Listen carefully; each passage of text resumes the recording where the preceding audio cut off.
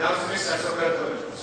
ჩემო ძმებო, ჩემო დებო, ჩემო მეგობრებო, მინდა შეგიხარ მოგაწვინოთ თვითონ თქვენგანს და გითხრათ, ქვეყნის გადასარჩენა, დადგა მოქმედების დრო ჩვენი ღირსების დასაცავად, დრო ჩვენი ეროვნული ტრადიციების შენარჩუნებისა, რომელიც ამ ხელისუფლებამ ფერხეშ